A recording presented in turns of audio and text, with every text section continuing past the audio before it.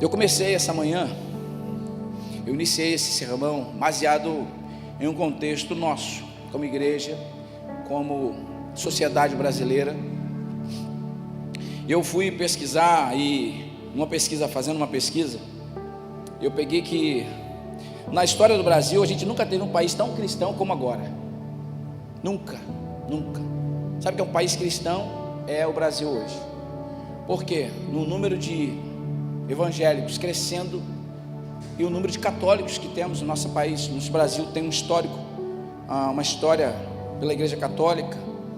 Então, dados do IBGE de 2022, que é o mais próximo, aponta que os evangélicos protestantes cresceram de 21,6% em 2010 para 26,9% em 2022, um aumento de 5,2 pontos percentuais do mesmo período. Em números absolutos, os evangélicos passaram a ser 47,4 milhões de brasileiros, ou seja, o maior número registrado. Há uma onda de crescimento da igreja evangélica no Brasil, há uma onda de crescimento, e a gente faz o que com isso? A gente vibra, a gente celebra. Poxa, que legal, o ID do Senhor está se concretizando, a igreja está avançando, o reino está sendo pregado, e é uma expectativa do nosso coração. Só que surge ao mesmo tempo, quando a gente coloca na balança, a gente vê a igreja nos dados, a igreja crescendo, só que o Brasil não melhora. Quando eu falo não melhorar, irmãos, não é que eu creio que a igreja precisa, eu separo muito, não é a igreja que tem que assumir nada, eu estou falando de as pessoas sendo tocadas, alcançadas, transformadas. Porque o Brasil, mediante esses dados aqui, ele não muda os seus dados sociais. E aí, fui procurar alguns dados, eu fui pesquisar alguns dados, e uns que mais me chamou a atenção, é um dado aqui de 2025. Estudos mostraram que cerca de 42,7% das mulheres evangélicas com mais de 16 anos já sofreram algum tipo de violência de parceiro ou ex-parceiro. Se é assustador, vai ficar maior ainda. Um índice superior à média nacional, 3,24%. Um nível superior, ou seja, o das mulheres católicas é de 35,1%. E aí, para mim, e por que eu fui atrás desses dados? Porque eu assisti uma policial mulher relatando que os casos que mais estão acontecendo, violência doméstica e violência à mulher, é no meio dos crentes, é na igreja. Quando eu falo igreja, de pessoas que frequentam a igreja, de pessoas que se dizem cristãs, de pessoas que se dizem evangélicas. E eu falei, meu Deus, a coisa não se encaixa. Por que essa diferença? Por que essa discrepância? Por que todo esse contexto? Eu estou tentando entender. A gente tenta entender. E aí, isso começa a me faz entender por que esse crescimento não está gerando transformação. Porque a gente está errando num processo. A gente está formando cristãos. E esse é o problema. Alguém pergunta e fala, o que você acha? Eu sou cristão. Mas a gente não está gerando discípulos. São coisas totalmente diferentes. A gente tem muito cristão e pouco discípulo. Pastor, o que o senhor quer dizer com isso? É o tema dessa noite. Cadê aqui a imagem aqui? Isso, obrigado. Eu queria falar sobre isso. Discipulado, o método de Deus. Discipulado, o método de Deus. Qual é a diferença disso? A missão da igreja é clara, irmãos: apresentar e aproximar as pessoas de Cristo e fazê-las mais parecidas com Ele. Essa é a missão da igreja. A missão da igreja é clara. Essa missão passa por um caminho fundamental chamado de discipulado. Isso é fundamental. Sabe quantas vezes, não pastor, mas a gente é cristão e aí não tem nada a ver. Sabe quantas vezes os cristãos foram chamados, ou as pessoas que se converteram a Cristo foram chamados de cristãos na Bíblia? 3 vezes. Uma em Atos capítulo 26, quando Lucas explica que foi em Antioquia da Síria que os discípulos de Jesus foram chamados de cristãos pela primeira vez. em Lucas capítulo 11, Atos 11, 26, em Atos 26, 28, quando Paulo, que estava sendo julgado diante o rei Agripa, Paulo na sua defesa, e Paulo com certeza com todo o seu conhecimento e eloquência, cheio do Espírito Santo, apresentou a sua defesa, e o rei diz: quase me persuades a me tornar cristão. E o terceiro é quando Pedro, quando a igreja estava num contexto de perseguição, Pedro vai fazer uma diferenciação daqueles que eram perseguidos por conta da criminalidade e aqueles que eram perseguidos porque eram cristãos. Apenas 3. Os seguidores de Jesus sempre foram conhecidos como discípulos de Jesus. Aí o versículo 18 nós lemos essa noite, diz: então Jesus aproximou-se deles e disse: foi-me dado toda a autoridade no céu e na terra. Primeiro, essa declaração aqui, ela mostra que quem dá a ordem é quem tem a autoridade. Jesus tinha autoridade. De que maneira? Você pode pegar em todo o texto aqui, capítulo 7, verso 29, ele tinha autoridade em seus ensinamentos, ele tinha autoridade de curar, capítulo 8, verso de 1 a 13, ele tinha autoridade de perdoar pecados, capítulo 9, verso 6, ele tinha autoridade sobre Satanás, capítulo 10, verso 1, e agora no verso 18 ele vai dizer: foi-me dado toda a autoridade. Ele afirma isso. Então, baseado a partir dessa afirmativa de Jesus, eu queria entender e compartilhar com vocês que o verdadeiro discípulo é aquele que reconhece a soberania de Cristo, o senhorio de Cristo. O verdadeiro discípulo é aquele que reconhece. Jesus era seguido por muita gente, muitas pessoas, mas nem todos eram discípulos.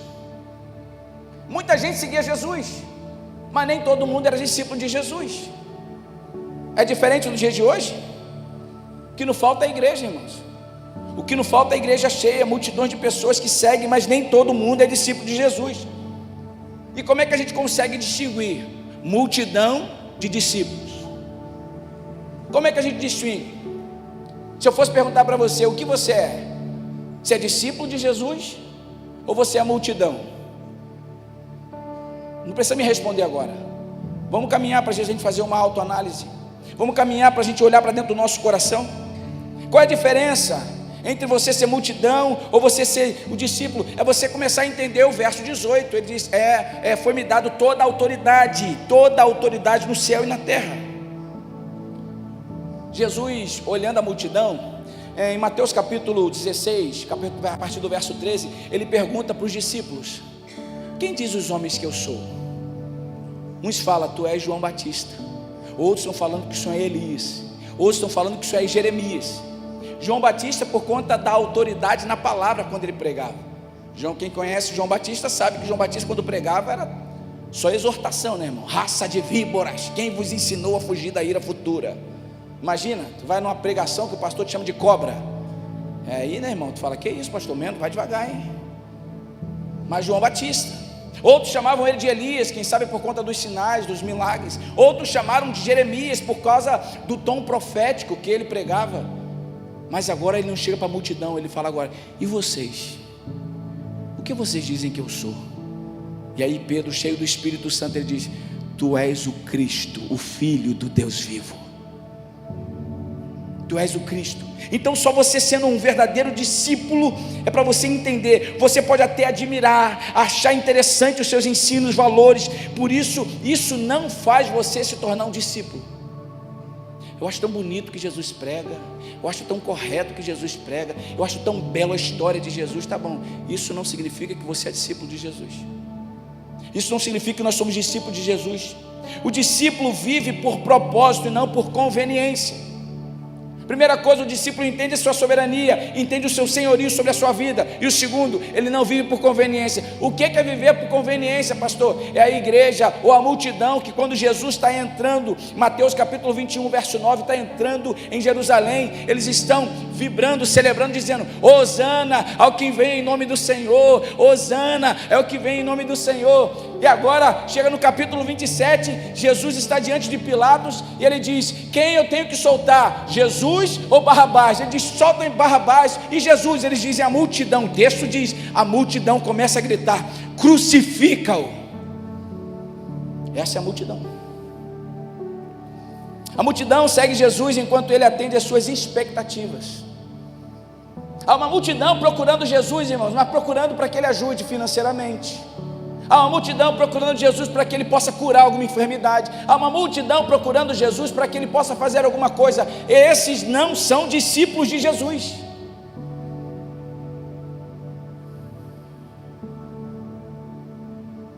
A multidão segue Jesus enquanto ele atende às suas expectativas.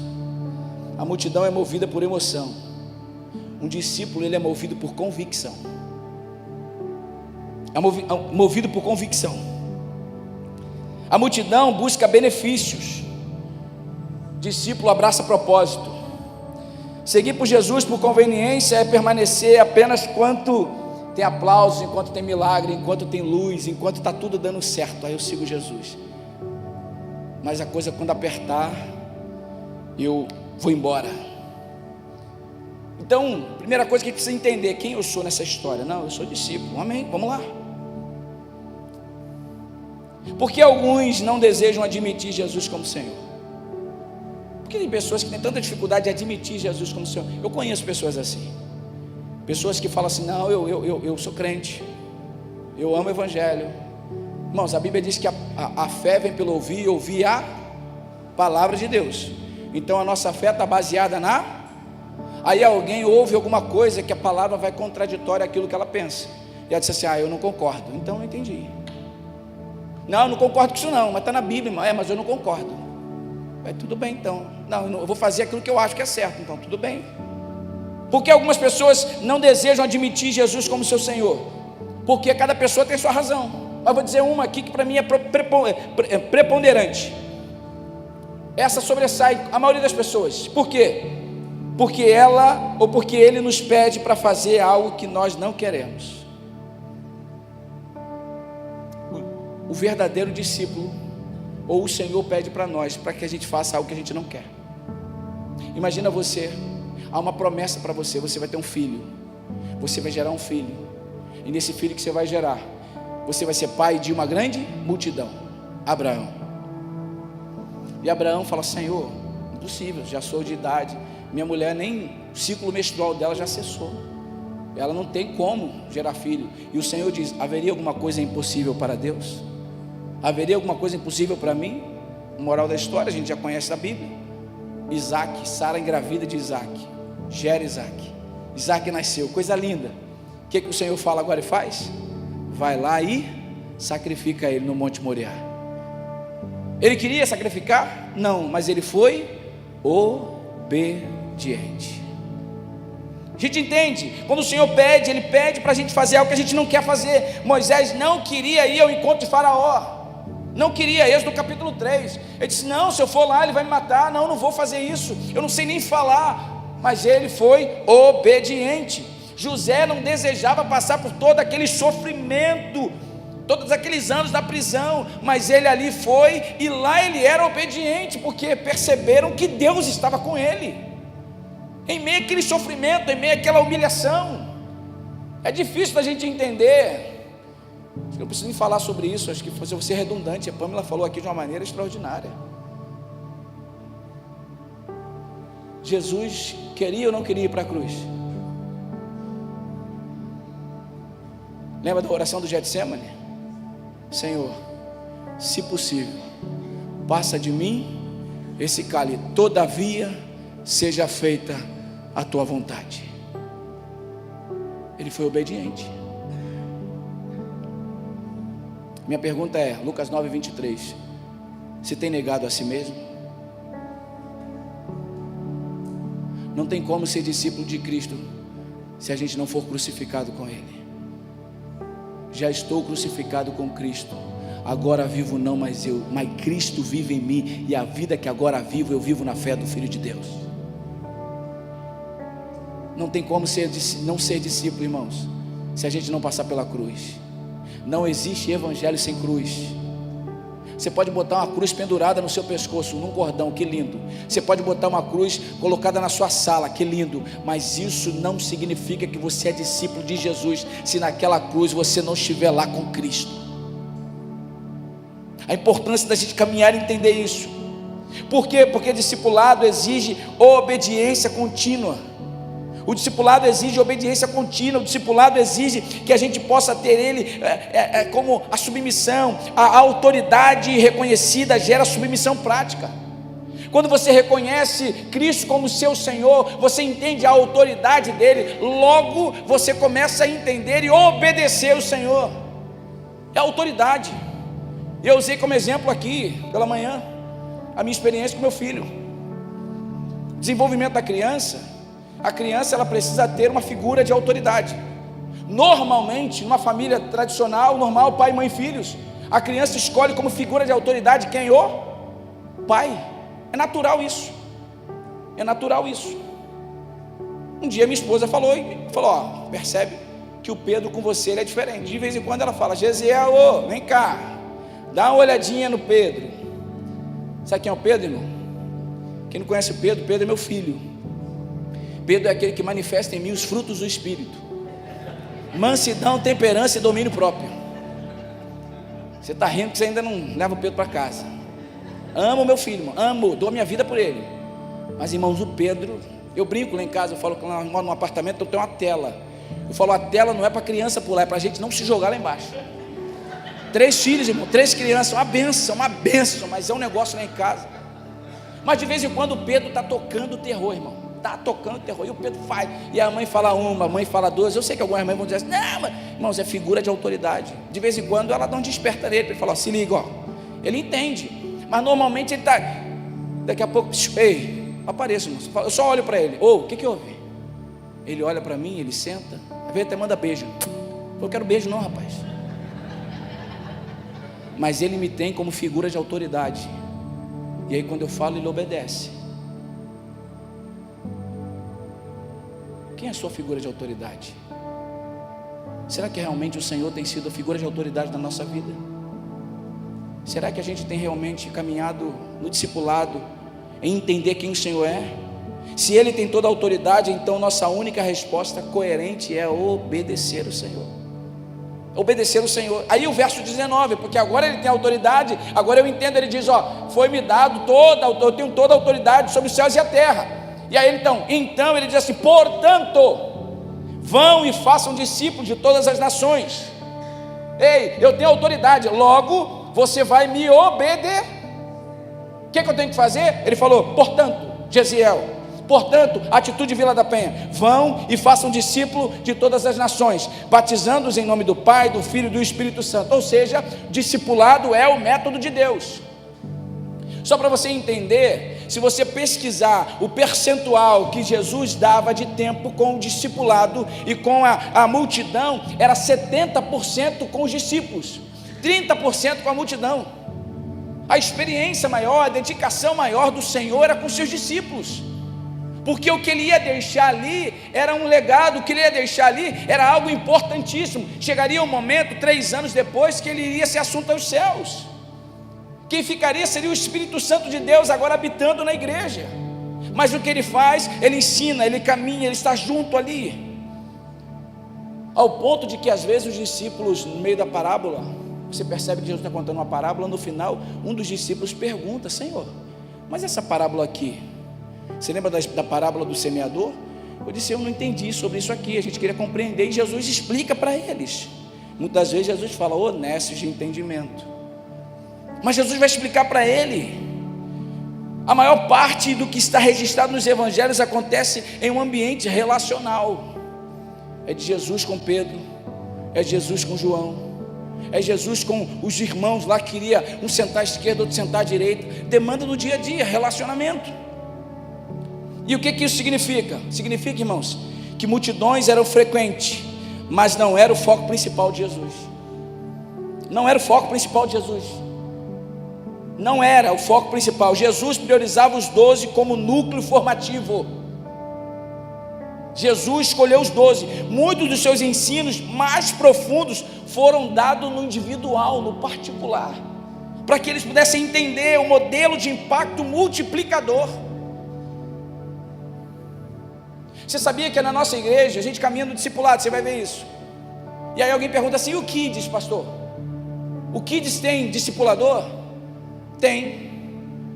Quem é que discipula a criança? Papai e mamãe.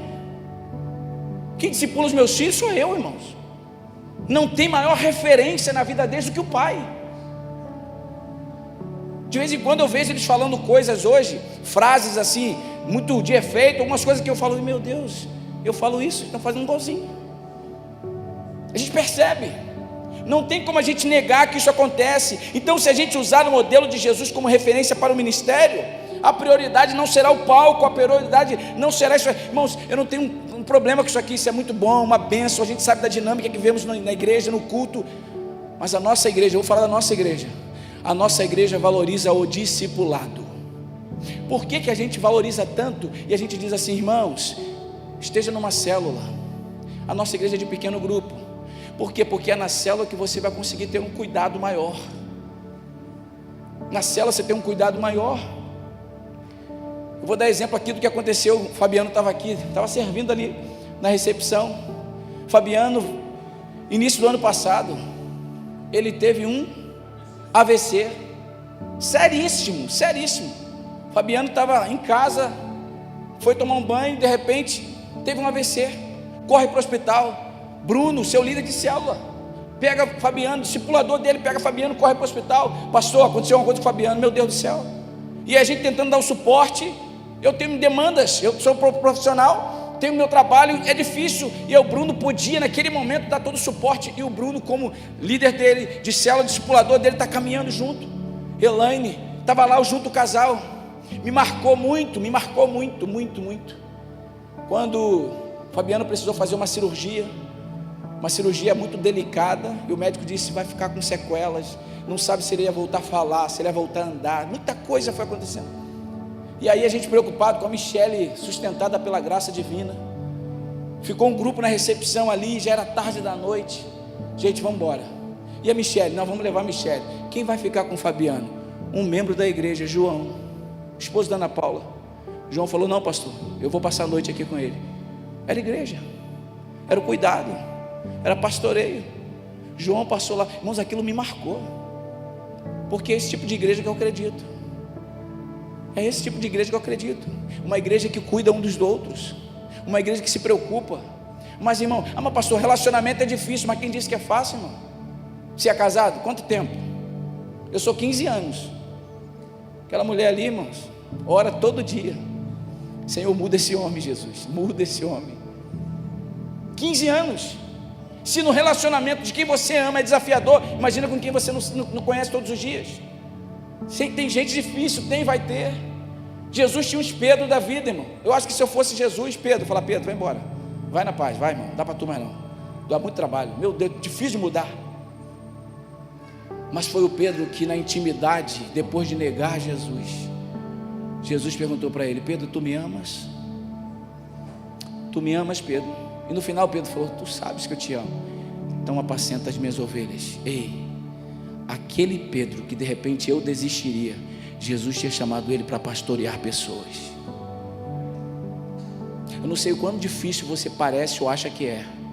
E eu sei que há pessoas aqui que olham para si e dizem assim, ah pastor, eu tenho muita dificuldade com gente. Então, é com você que Deus está falando hoje. É com você que Deus está falando hoje. Você que tem muita dificuldade com gente, é com você que Deus está falando. Deus vai te chamar para o pastoreio de cuidar de pessoas, cuidar de gente. Mas como é que eu vou fazer? Ei, quem transforma é o Espírito Santo de Deus, através do discipulado. Discipulado. Moisés no início da sua vida, Moisés era aquele que não tinha tempo ruim. Quando ele viu o egípcio brigando com o hebreu, Moisés foi lá e matou o egípcio, foge para o deserto. Moisés era aquele que não tinha problema, vamos lá, estamos juntos, e aquela coisa toda. Quem foi o discipulador de Moisés? Deus. Eu falo que, aí é eu que estou dizendo, tá? Eu creio que Moisés, porque toda a relação que ele tinha, o Senhor chamava Moisés. Olha o que diz em Êxodo capítulo 33, verso 11. E falava o Senhor a Moisés como quem fala a um amigo. A relação deles, essa relação, esse relacionamento entre Moisés e Deus, Deus e Moisés. O texto vai dizer mais à frente que na terra não havia ninguém mais manso do que Moisés. Isso é discipulado. discipulado. Caminhar num discipulado não é ser perfeito, irmãos. Caminhar num discipulado é caminhar num cuidado, numa formação intencional. A igreja moderna, ela mede o sucesso pelo público. Jesus mede o sucesso pelo discípulo. Pelo discípulo. Não é pelo público. Ah, pastor, vai dizer que o senhor não quer essa igreja cheia? Quero cheia, quero lotada, quero com 3, 10 cultos, mas eu não quero em Deus, eu oro a Deus por isso, de pessoas que não possam viver o evangelho, uma igreja inchada, sem ser transformada pelo Senhor. Se encaminhar num discipulado, o imperativo central do texto não é ir, no original o verbo principal é fazer discípulo. Fazer discípulo.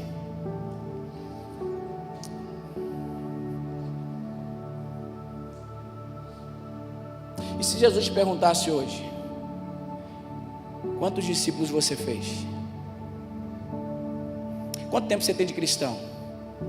Responda para si mesmo. Quanto tempo você tem de cristão?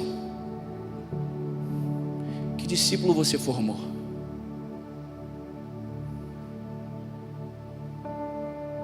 Essa história de que tem, eu vou falar porque existe. Não, eu preciso perguntar para o meu discipulador que roupa eu posso usar. Aí, que eu posso usar branco, eu posso usar azul, eu posso usar amarelo. Está repreendido no nome de Jesus. Eu sou livre em Cristo Jesus, irmão. Já fui liberto por Jesus. Estou falando de discipulado de cuidado. Eu estou falando de discipulado de confessar pecado. Tiago 5,16. Confessai as vossas culpas uns aos outros para que vocês sejam sarados. Tem muita gente que vive uma vida de pecado escondida, sofrendo. E vou falar de um aqui que para mim é o que pesa muito no contexto masculino: a pornografia. A pornografia tem escravizado muitos homens, mas muitos homens. Só que homem vai ter coragem de dizer assim: cara, estou preso a isso. Minha mulher não sabe, minha igreja não sabe, meu pastor não sabe. Eu queria, eu faço de tudo, mas não consigo. Tiago 5,16 para você: confessai as vossas culpas uns aos outros para que você seja sarado, seja curado. Sabe por quê? Porque pecados na nossa vida, que eles se tornam um ciclo, nós viramos uma patologia, vira uma doença. Então é uma questão espiritual, mas também é uma questão emocional. É uma questão de dependência, de uma dopamina negativa, de algo que está te escravizando, está te levando ali, e você não consegue, você tenta com as suas próprias, mas não consegue. Então o discipulado te ajuda para quê? Porque você vai abrir o teu coração para alguém que de repente você nunca falou sobre isso. Você vai dizer: cara, eu preciso te contar uma coisa. Isso não acontece do dia para a noite, irmão, acontece na caminhada. É 1 encontro, 2 encontros, 10 encontros, 1 mês, 6 meses. Não sei, ele está junto contigo, um dia ele olha e fala: eu tenho confiança, eu vou contar para ele. Cara, me ajuda, eu estou sofrendo com isso. E aquela pessoa que está cuidando de você fala: cara, eu entendo você, vamos caminhar junto. Quem sabe alguém que já enfrentou isso, que já venceu isso, disse: cara, eu tive isso, eu já vivenciei isso. O camarada olha e fala: nossa, sou ser humano como qualquer outro. E como é que a gente faz? Vamos caminhar então, tem um direcionamento bíblico para ir. Eu tenho um livro que eu posso indicar para isso. Vamos estar junto. E quando você está no seu discipulado, você chega no momento lá que tem, o pastor José fala muito isso, né? Discipulado pão, carne e pão. Qual o discipulado pão? Como é que você está, irmão? Como é que está a vida? Como é que está, Miguel? Está tudo bem? Como é que está? Como é que está a mamãe? Como é que está o irmão? Como é que está a família? E ele vai falando: pão. E qual é a carne? Como é que está aquela questão lá? Está conseguindo vencer? Como é que foi essa semana? Ah, pô, consegui vencer. Cara, que benção, vamos junto. Poxa, não dei mole. Mas o que aconteceu? Qual foi o gatilho? O que aconteceu? Onde é que você tropeçou que te permitiu fazer isso? Então vamos fazer um jejum por isso? Vamos fazer um propósito. Não, você não está sozinho. Você tem alguém para caminhar com você. E daqui a um tempo você começa a vencer. Daqui a um tempo você olha e fala: eu consigo caminhar, eu consigo ser livre disso. E se Jesus não perguntasse para você hoje: quem é o teu discípulo? Quem é que você tem discipulado? Pastor, o senhor está falando isso, o senhor tem discípulo? Eu tenho, irmão, pastor Everton. É o meu discipulador. É quem eu me encontro, é quem eu converso, é quem abre o meu coração. É quem tem me ajudado na caminhada de fé. A gente vai pensando, a gente vai caminhando. E se o Senhor não vai me perguntar para mim, irmãos, quantos cultos eu frequentei. Jesus me perguntaria: quantos cultos você já foi? Quantas mensagens você ouviu? Mas Ele vai perguntar para mim: Gesiel, quantas vidas você está formando?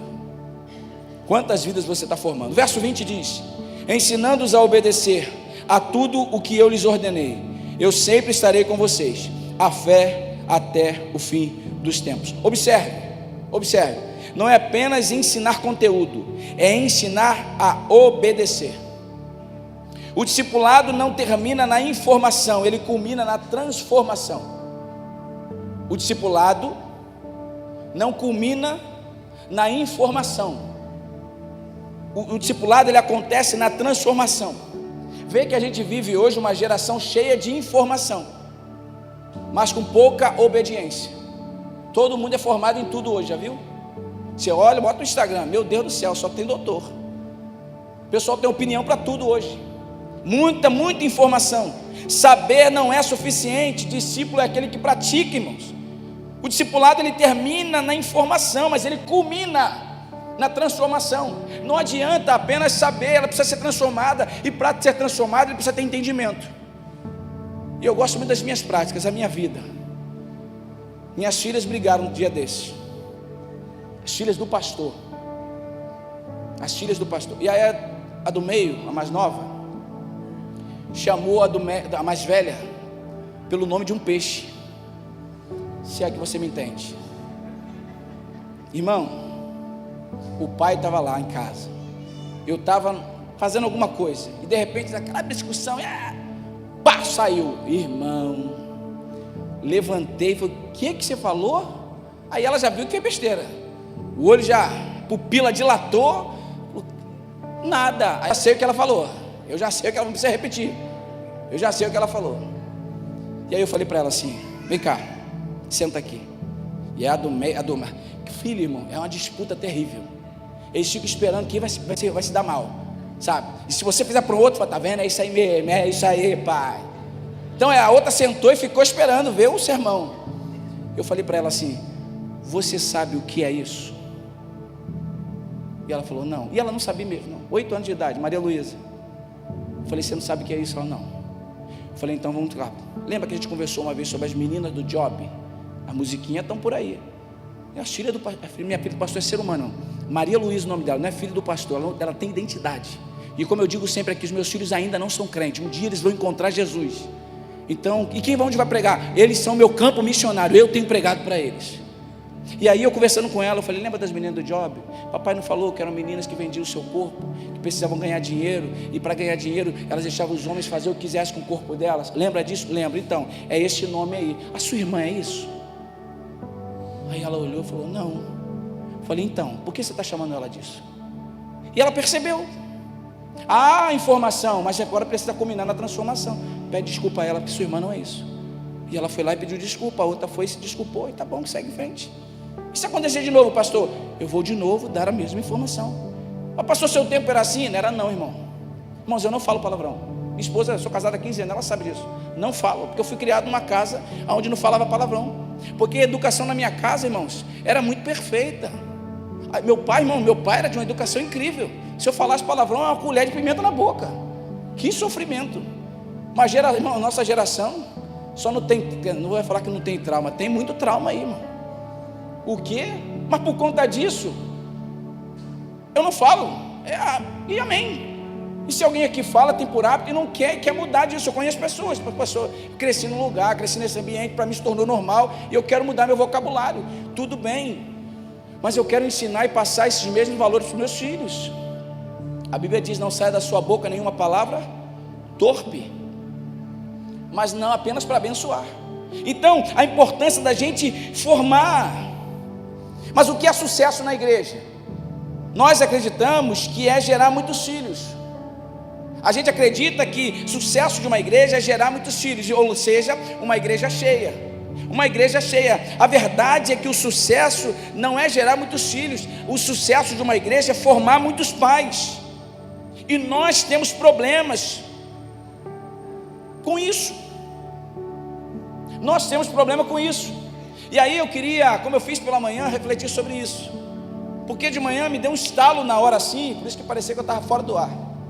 Que fez tanto sentido para mim. Tenta pensar não na igreja, vamos pensar na sociedade onde a gente vive. O que falta na nossa sociedade? Filhos ou pais? A gente não tem problema em gerar filhos, mas a gente tem problema com o que, irmãos?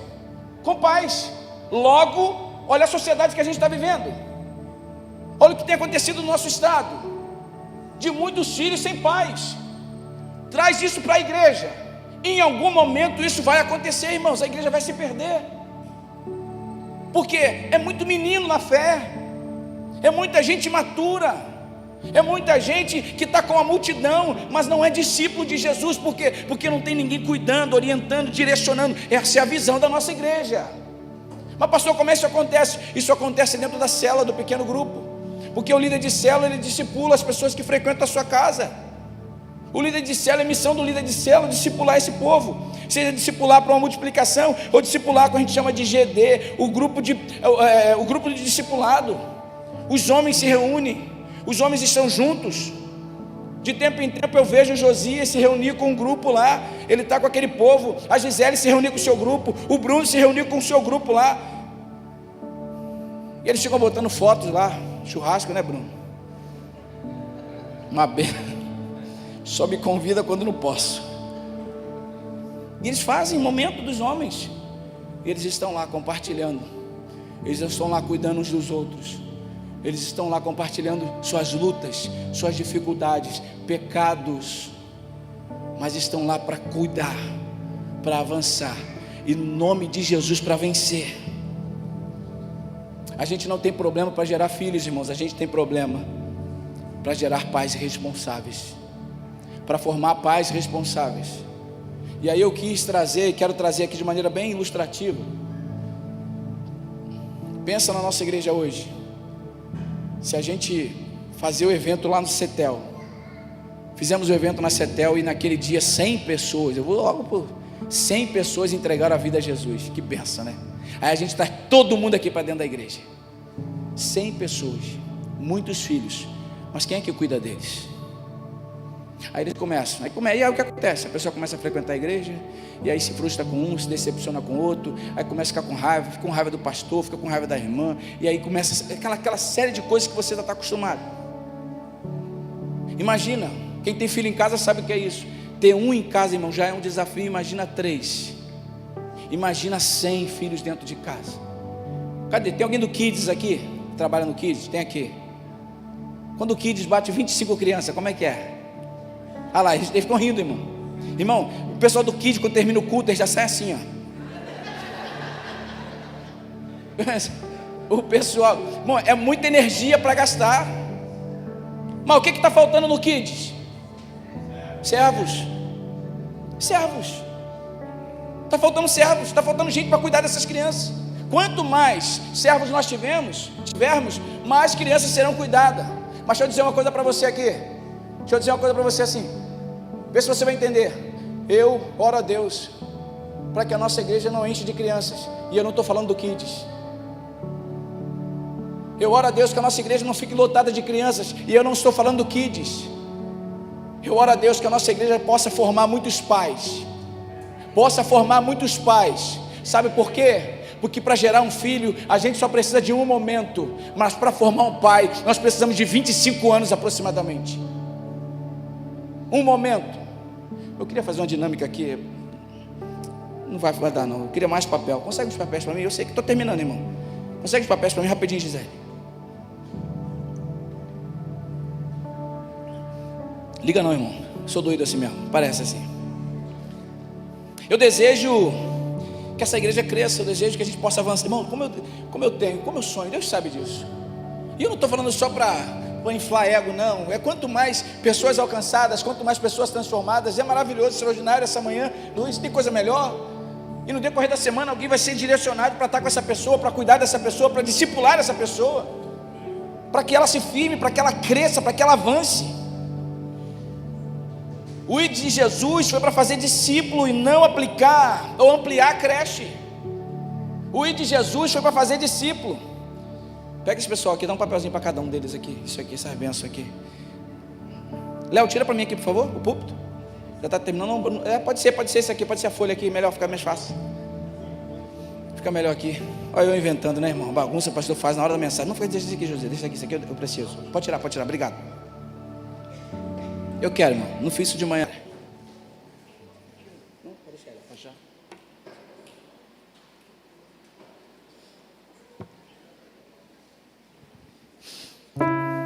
Estou pregando para a minha igreja. Estou pregando para o nosso povo. Dá ali para ali, ó. Ali, o casal aqui.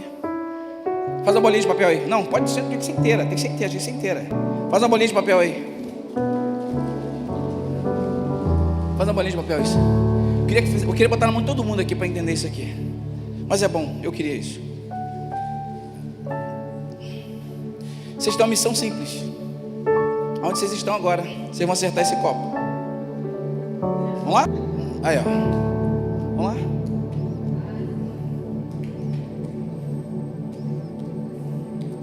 Obrigado, Senhor, por o Senhor não ter me envergonhado aqui essa noite.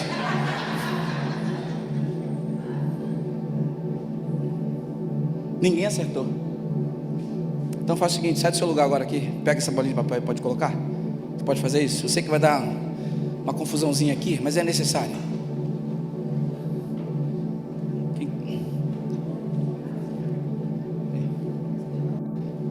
Pode, né? Só pode botar dentro do copo, fica tranquilo. Pode botar dentro do copo. Pode colocar dentro do copo.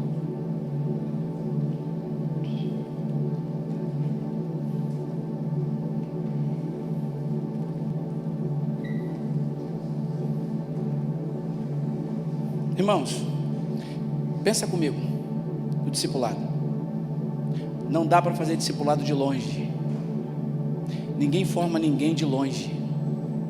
Ninguém forma ninguém frequentando uma igreja. Ninguém forma ninguém frequentando uma igreja. A gente só forma alguém quando a gente investe tempo e energia e estratégia. Por que eles só conseguiram colocar quando veio aqui? Mas o que deu mais trabalho? O que deu mais trabalho, irmão? Sair do lugar no pão. A gente vive uma geração hoje que a gente não quer ter trabalho. A gente quer viver uma fé para nós. A gente quer viver uma fé para a gente. Mas a gente não quer ter trabalho. Ei, não vou me enganar você não. Discipulado não é esse romantismo não. Discipulado dá trabalho. Discipulado de vez em quando cansa. Discipulado de vez em quando você tem vontade de, meu Deus do céu, como é que esse irmão não consegue avançar? Mas é isso que o Senhor vai trabalhar em você. Ei, o discipulado, ele gera em nós fruto do Espírito.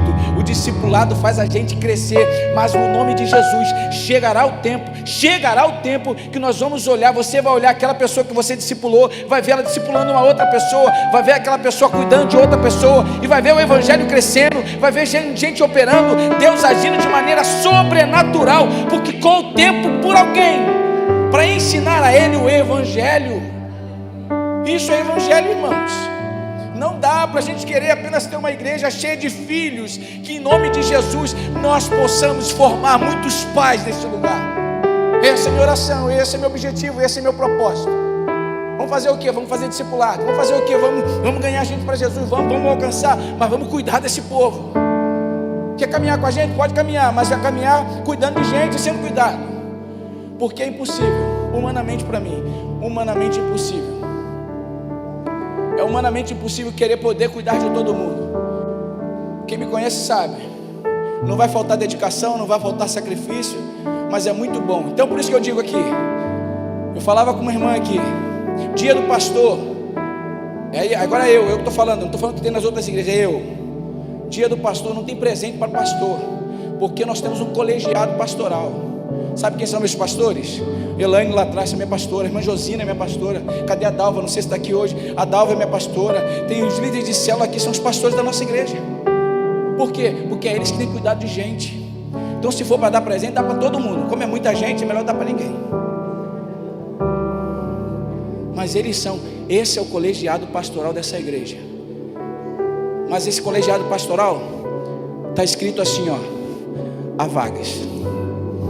Há vagas. Há vagas de gente que vai abrir o coração e vai dizer: pastor, eu quero cuidar de gente. Irmãos, pregação é cereja do bolo. Pregar, isso aqui não é pastor. Você pode pregar e não ser pastor. O verdadeiro pastor é quem cuida de gente. Por isso que Jesus vai dizer que o pastor é quem dá a vida pelas suas ovelhas. Junto, é que sabe dos desafios, é que sabe das lutas, é que sabe dos problemas, mas a gente vai caminhar com Cristo, porque é Ele que nos vai nos fortalecer. Eu queria que você curvasse a sua cabeça. Eu queria que você curvasse a sua cabeça. Quem sabe você está aqui hoje e ouviu essa palavra, olha para dentro de você e diz assim: eu queria me tornar discípulo de Jesus, mas você está tão longe.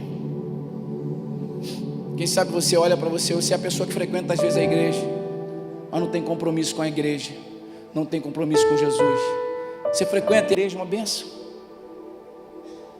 mas você olha e fala assim: quem sabe você está vindo aqui visitando a igreja, e aí esse pastor aqui vai falar para você o discipulado, e você fala: nossa, discipulado é isso?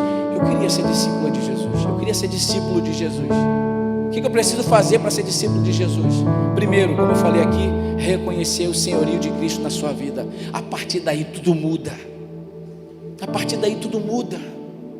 Então eu queria que você pudesse orar comigo. Se você está aqui essa noite e entende aquilo que o Espírito Santo de Deus falou ao seu coração, coloque sua mão no coração e ore comigo. Senhor Jesus, o Senhor falou comigo essa noite.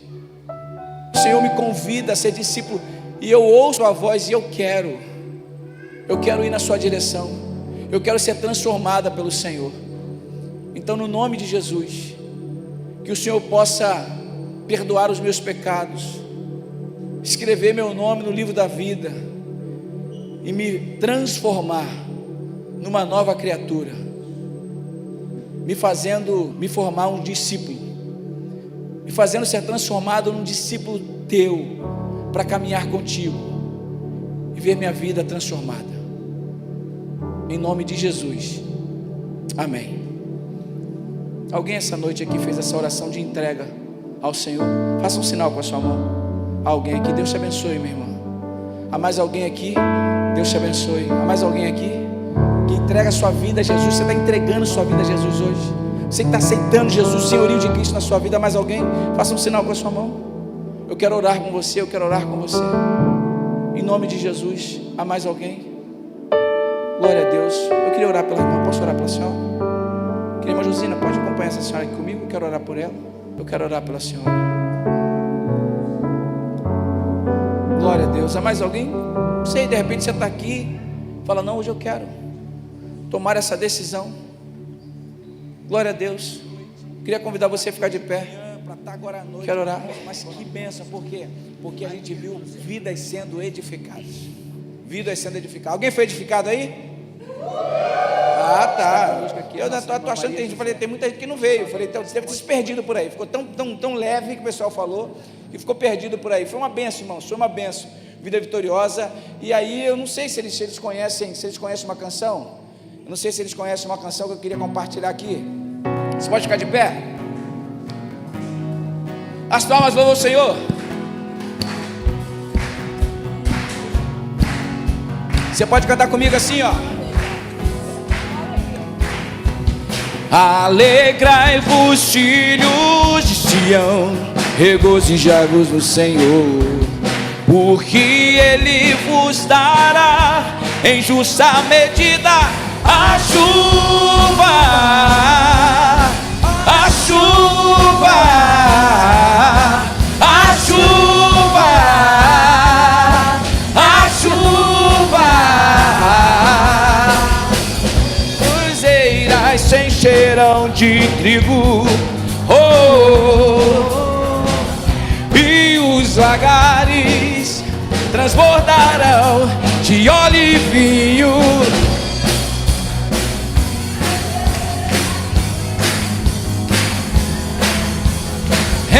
Restituirei os anos que foram consumidos,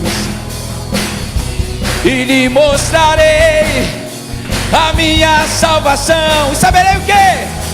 E saberei que o melhor de Deus ainda está por vir. O quê? O melhor de Deus ainda está por vir.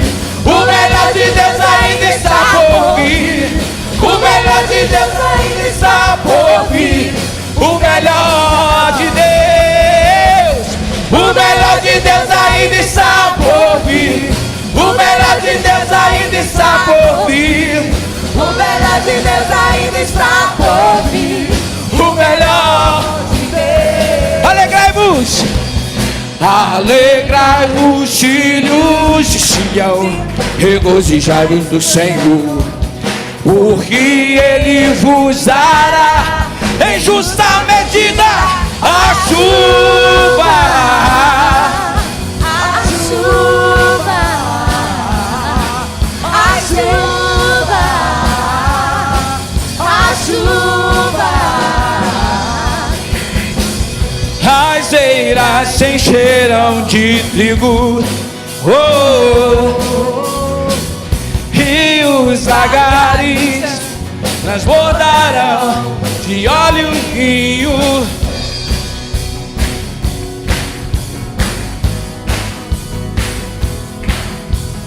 Restituirei os anos que foram consumidos,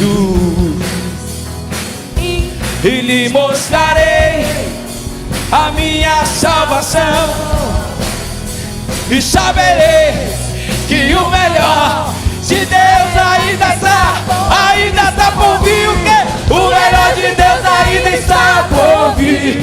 O melhor de Deus ainda está por vir. O melhor de Deus ainda está por vir. O melhor de Deus, o melhor de Deus ainda está por vir. O melhor de Deus Ainda está por vir. O melhor de Deus ainda está por vir. O melhor de Deus, O melhor de Deus, o melhor de Deus ainda está por vir. O melhor de Deus ainda está por vir. O melhor de Deus ainda está por vir. O melhor de Deus. Hasta mais. O melhor de Deus ainda está por vir. O melhor de Deus ainda está por vir. O melhor de Deus ainda está por vir. O melhor de Deus, o melhor de Deus ainda está. O melhor de Deus ainda está por vir. O melhor de Deus ainda está por vir. O melhor de Deus, o melhor de Deus ainda está por vir. O melhor de Deus ainda está por vir. O melhor de Deus ainda está por vir. O melhor de Deus.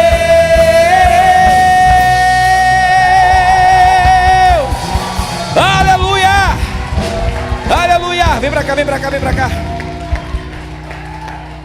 Vem pra cá, gente. Vem pra cá, isso. Cadê a galera da Duvida? A equipe tá aqui. Fica aqui. Fica aqui. Eu não tenho mais idade pra essas coisas não, irmão. Eu faço o maior pique, mas depois só Deus sabe. Só Deus sabe. Dói o corpo, a alma e o espírito. Esse pastor tem que sair do sedentarismo. Queridos, alegria, pode ter certeza aqui que essa alegria vem do Senhor. Essa alegria vem do Senhor. Nós estivemos aqui, passamos um dia aqui abençoado, extraordinário, foi extraordinário. 40 pessoas, 40 inscritos, fora os servos que aqui estavam. 39 servos e 40 inscritos. Sendo ministrados, entendendo, compreendendo a vontade e o querer de Deus para a vida deles. Eles foram edificados, amém? Amém. Ao ponto que eu queria, cadê chamar a Pamela? Vem aqui, queria chamar a Pamela aqui. A Pamela vai testemunhar um pouquinho da experiência dela aqui. Queria que você pudesse participar nesse momento. Amém. Paz do Senhor, igreja. Eu cheguei aqui no Vida ontem muito cansada, né? De rotina, cansada fisicamente, espiritualmente, emocionalmente cansada. E há um tempo atrás, né? Esses dias assim, eu estava conversando com meu esposo e eu falava assim para ele, amor, eu não sei por que eu não consigo, sabe, me aproximar de Deus. Eu tenho um relacionamento com Ele, eu oro, eu faço o meu devocional, mas tem alguma barreira, alguma coisa que está me impedindo, alguma coisa que eu não consigo enxergar, não sei se é um pecado oculto, algo que eu estou fazendo que tem me separado de Deus. E na minha infância eu passei por uma situação de abuso, né, abuso sexual, e durante alguns anos da minha infância. E ontem, quando nós falávamos sobre perdão, eu percebi que eu precisava perdoar.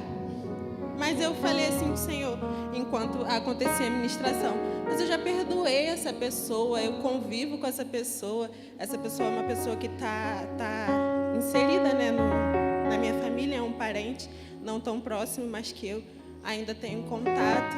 E eu falo assim, mas essa pessoa eu já perdoei, eu já segui em frente, por que isso ainda me atormenta tanto? E aí, durante a ministração, eu percebi que o meu problema não era tanto com a pessoa que tinha me abusado. A minha mágoa e o que eu guardava no meu coração era algo contra Deus. Porque eu me perguntava assim, por que o Senhor permitiu que isso acontecesse comigo? Eu sempre soube que Deus me amava. Eu sei que Deus me ama. Eu estou inserida no núcleo da igreja desde muito jovem, desde os meus 9 anos de idade. Eu sei que Deus me ama, eu sei que Ele morreu por mim, mas eu achava, né, que Ele não se importava comigo a ponto de impedir que aquilo acontecesse. Que Deus não me via, que Deus tinha me abandonado naquele momento, naquela hora. E ontem eu fui muito ministrada a respeito do amor de Deus por mim. Que mesmo em meio à dor que eu passei, mesmo em meio ao sofrimento que me foi causado, que eu posso ressignificar essa dor. Que eu posso usar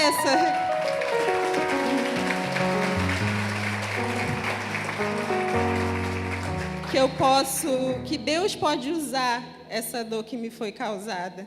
E eu vivia muito presa ao meu passado. E lógico que abuso infantil é uma coisa muito séria, mas eu impedia que o abuso ele me impedia de avançar. Eu só olhava para trás, eu só olhava para a minha dor, eu só olhava para as minhas feridas. Isso me impedia muito de enxergar a família maravilhosa que eu tenho, que é um presente de Deus, que eu sempre sonhei. O meu esposo, ele é um presente muito especial de Deus para mim. Quando eu era menina, eu fazia cartinhas para Deus e eu escrevia como que eu queria a pessoa. E Ele me deu exatamente a pessoa que eu pedi. Ele me deu um filho lindo, maravilhoso, pentecostal, cheio de energia, criança mais linda do mundo. E essa dor, ela me impedia de enxergar isso. E ontem no Vida, eu não saí daqui só mais leve, eu não saí daqui só mais alegre, mas eu saí de verdade transformada. Não precisa mais ninguém falar, só você. Glória a Deus, glória a Deus, glória a Deus. Como é que continua o culto assim, irmão? Era mais fácil falar, pastora Pâmela continua pregando aqui pra gente, e vai ser uma bênção. Queridos, é isso, é isso. A Pâmela deu eu tenho certeza que cada um aqui fosse testemunhar algo que Deus falou, e foi profundo o que ela disse. Se você não entendeu, a mágoa dela não era com quem fez, mas com aquele que aparentemente ela disse, permitiu que tudo isso acontecesse. E a pessoa, mas sim, irmãos, Deus tratou o coração dela, e eu tenho certeza que ela vai avançar ainda mais. Ela vai ministrar o coração de muitas pessoas e muitas mulheres, eu creio assim. Então, no próximo Vida, não perca a oportunidade não. Participe. Lembra quando eu falei assim, ó, 2026 para alguns aqui vai começar. O ano começou ontem. Então eu digo para vocês, feliz 2026. Porque há algo novo de Deus na vida de vocês, em nome de Jesus. Pode voltar para o seu lugar. Glória a Deus.